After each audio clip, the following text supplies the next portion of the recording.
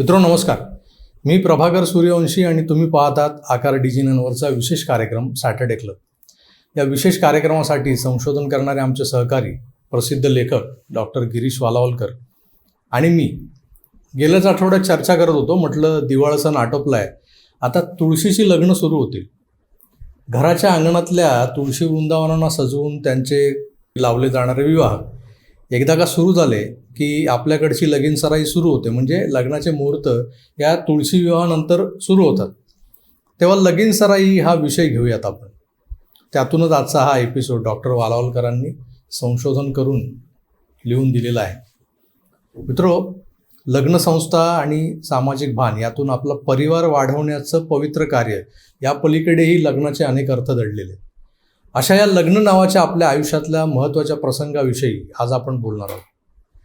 लग्न म्हटलं की त्याला जोडून अनेक उद्योग या मोसमात बऱ्यापैकी कमाई करून जातात. ज्यात साड्या, शालू, दागदागिने ते फोटोग्राफर्स, कॅटरर्स असे अनेक व्यावसायिक घटक या एका समारंभाशी जोडलेले असतात. पण त्यातलाही एक वेगळा व्यवसाय जो अलीकडे या आपल्या पुरातन लग्न संस्थेशी जोडला गेला आहे, तो म्हणजे लग्न ऑनलाईन जुळवून देणारी विवाह मंडळं. लग्न यशस्वी होणं दोन गोष्टींवर अवलंबून असतं. एक आपल्याला लग्नासाठी योग्य जोडीदार मिळणं आणि दुसरं म्हणजे आपण स्वतः लग्नासाठी योग्य जोडीदार असणं. आपण स्वतः योग्य जोडीदार बनणं आपल्या हातात असतं, पण योग्य जोडीदार मिळवण्यासाठी अनेक घटकांचं सहाय्य घ्यावं लागतं आपल्याला. आजच्या काळात योग्य जोडीदार शोधण्यासाठी आपल्याला सर्वात जास्त सहाय्य करू शकणारी संस्था म्हणजे ऑनलाईन विवाह जमवणारी संकेतस्थळं म्हणजे मॅट्रिमोनियल वेबसाईट्स. गेल्या काही वर्षांपासून भारतामध्ये या ऑनलाईन विवाह जमवणाऱ्या जे संकेतस्थळं आहेत त्यांची लोकप्रियता सातत्याने वाढते.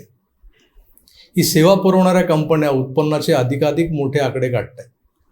पूर्वी विवाह जमवण्यासाठी कुटुंबातलाच एखादा वडीलधारा गृहस्थ किंवा मित्र मध्यस्थाचं काम करायचं. त्यानंतर कॉलनी किंवा गावात एखाद्या विभागामध्ये विवाह जमवणारी लहान लहान विवाह मंडळं सुरू झाली. वधूवर सूचक मंडळ, त्या पाठोपाठ एखाद्या विशिष्ट जमातीमध्ये किंवा जातीमध्ये, समाजामध्ये अंतर्गत विवाह जमवण्याच्या उद्देशानं त्या जाती किंवा समाजाची स्वतःची विवाह मंडळं निर्माण होऊ लागली. त्यानंतर वृत्तपत्र किंवा नियतकालिकांमध्ये जाहिराती देऊन वधू किंवा वर संशोधन केलं जाईल. त्या जाहिराती आपण वाचतोच. वधू हवी, 5 फूट 3 इंच, गौरीपान, किमान पदवीधर, नोकरी असल्यास उत्तम. आता विविध संकेतस्थळांनी विवाह जमवण्यासाठी कमी वेळ घेणारा सोपा आणि व्यावसायिक मार्ग उपलब्ध करून दिलेला आहे.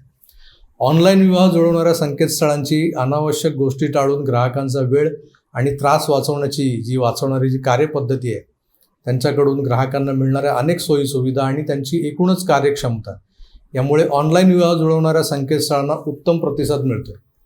ऑनलाईन विवाह जुळवण्याच्या या व्यवसायाची वार्षिक उलाढाल आज 1500 कोटी रुपयांवर पोचलेली आहे आणि ती वर्षाला 65% इतक्या वेगाने वाढते. आज ऑनलाईन लग्न जुळवणाऱ्या वेगवेगळ्या संकेतस्थळांवर जवळपास 6 कोटी विवाह इच्छुक तरुणींनी नावे नोंदवलेली आहेत. प्रत्येक महिन्याला जवळपास 25 ते 30 लाख नवीन तरुणी आपली नावं या संकेतस्थळांवर नोंदवत असतात. आजही भारतीय तरुणींना स्वतः निवडलेल्या जोडीदाराशी लव्ह मॅरेज म्हणजे प्रेमविवाह करण्यापेक्षा घरातल्यांनी रीतसर निवडलेल्या जोडीदाराशी ठरवून विवाह करण्यात किंवा अरेंज मॅरेज करण्यात अधिक रस आहे, अधिक भावतं त्यांना. केवळ निमशहरी किंवा ग्रामीण भागातल्या तुलनेने कमी शिकलेल्या तरुणींचाच नव्हे तर मेट्रो आणि मोठ्या शहरातल्या बहुसंख्य उच्च शिक्षित तरुणींचा सुद्धा हा जो काही कल आहे ना, तो ठरवून विवाह करण्याकडे असतो. अगदी अमेरिका किंवा पाश्चात्य देशात शिक्षणासाठी किंवा नोकरीनिमित्त स्थायिक झालेल्यांपैकी 75% तरुणी तिथे उपलब्ध असलेले अनेक पर्याय नाकारून लग्न परंपरागत भारतीय पद्धतीने ठरवून करतात. आपण गेल्या 4 दशकात केलेल्या तंत्रज्ञान, उच्च शिक्षण, अर्थव्यवस्था या सर्व गोष्टींमधल्या, सर्व क्षेत्रांमधल्या नेत्रदीपक प्रगतीशी आणि त्यातून आलेल्या आधुनिक विचारसरणी आणि जीवनशैलीशी विसंगत असली तरीसुद्धा ही वस्तुस्थिती आहे. विवाह जुळवणाऱ्या संकेतस्थळांचा जो काही व्यवसाय आहे त्या व्यवसायाची भरभराट होण्यामागचं हे प्रमुख कारण. अनेक आंतरराष्ट्रीय सर्वेक्षणांमध्ये भारतीय पारंपरिक पद्धतीनं ठरवून विवाह केलेली जोडपी लग्नानंतर काही वर्षांनी प्रेमविवाह केलेल्या अमेरिकन आणि पाश्चात्य जोडप्यांनी इतकीच किंबहुना किंचित जास्त समाधानी आणि सुखी असल्याचं सिद्ध झालं. ठरवून केलेल्या विवाहांमध्ये विवाह ठरवताना सुयोग्य पण मर्यादित पर्याय उपलब्ध असतात. त्यामुळे योग्य निवडीमधील अनिश्चितता, गोंधळ हा कमी होतो थोडीफार अनिश्चितता वाटल्यास वडीलधाऱ्यांचं, अनुभवी लोकांचं मार्गदर्शनही मिळतं. जोडीदाराकडून अपेक्षा ज्या असतात त्या स्वप्नाळू कल्पनाविलासापेक्षा वास्तव व्यवहारावर आधारित असतात. त्यामुळे त्या बऱ्याच प्रमाणात आणि दीर्घकाळ पूर्ण होऊ शकतात. त्यामुळे ठरवून विवाह करण्याची आपली भारतीय पद्धत स्थिर आणि शाश्वत कुटुंब निर्माण करते. आजही भारत हा संपूर्ण जगात सर्वात कमी घटस्फोट घेणारा देश आहे. भारतामध्ये घटस्फोटांचं प्रमाण फक्त 1% इतकं कमी आहे.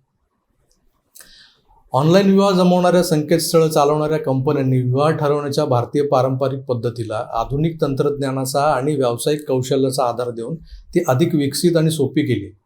ऑनलाईन लग्न जमवणारी संकेतस्थळं ही या कंपन्यांची मुख्य ओळख असली तरी या कंपन्यांनी त्याही पलीकडे जाऊन लग्न जमवण्यासाठी आवश्यक ती स्वतःची अशी वेगळी साधनसामुग्री आणि व्यवस्था उभारलेली आहे. या कंपन्यांची स्वतःची कार्यालयं भारतभर पसरलेली आहेत. त्यांच्याकडे कुशल कर्मचारी वर्ग आहे. या कंपन्यांच्या यशाची दखल आंतरराष्ट्रीय उद्योग जगताने सुद्धा घेतलेली आहे. संगणक क्षेत्रामध्ये जगातल्या सर्वश्रेष्ठ कंपन्यांपैकी एक मानल्या जाणाऱ्या IBM सारख्या कंपनीनं भारत मॅट्रिमोनी या ऑनलाईन विवाह जमवणाऱ्या भारतीय कंपनीबरोबर भागीदारी केली आहे, करार केला आहे. तसा विवाह जमवणारं संकेतस्थळ चालवणाऱ्या कंपन्या त्या संकेतस्थळांमधून विविध मार्गाने उत्पन्न मिळवतात. शादी.com, भारत मॅट्रिमोनी, जीवनसाथी यासारखी प्रस्थापित संकेतस्थळं सदस्यांची नोंदणी करताना त्यांच्याकडून सभासद शुल्क घेतात. मात्र इतर बऱ्याच संकेतस्थळांवर विनाशुल्क सदस्यत्व मिळतं. या सर्वच संकेतस्थळांवर विविध उत्पादनांच्या जाहिराती दाखवल्या जातात. या जाहिरातीमधून संकेतस्थळांना उत्तम उत्पन्न मिळतं. संकेतस्थळावर उत्पादनाची जाहिरात पाहण्यासाठी जाहिरातीवर झालेल्या त्या प्रत्येक क्लिक मागे ते उत्पादन करणारी कंपनी त्या संकेतस्थळाला एक ठराविक रक्कम देते. संकेतस्थळ जसं लोकप्रिय होत जातं तसं त्या स्थळाला भेट देणारे ग्राहक वाढत जातात आणि तिथल्या जाहिरातीवर क्लिक करून ती पाहणाऱ्यांची संख्यासुद्धा वाढत जाते. पर्यायानं त्या संकेतस्थळाचं उत्पन्नसुद्धा त्याच प्रमाणात वाढतं. लग्न जुळवण्याबरोबरच या कंपन्या लग्नाची खरेदी, समारंभाचं छायाचित्रण, लग्नासाठी योग्य प्रकारचा हॉल, लग्नात दिल्या जाणाऱ्या भेटवस्तू यासारख्या पूरक सुविधासुद्धा देतात. संकेतस्थळानं विवाहासाठी सुचवलेल्या व्यक्तीशी किंवा तिच्या कुटुंबाची थेट परिचय नसल्यामुळे संकेतस्थळाकडून आलेल्या माहितीची खात्री करून घेणं आवश्यक असतं. बऱ्याच वेळा विशेषतः जर सुचवलेली व्यक्ती आणि तिचं कुटुंब परदेशात स्थायिक झालेलं असेल, तिथे व्यक्तीशा जाऊन खात्री करून घेणं अवघड असतं. अशा परिस्थितीत त्या देशातल्या भारतीय दूतावासाची मदत घेऊन आपल्याला मिळालेल्या माहितीची सत्यता पडताळून पाहता येते.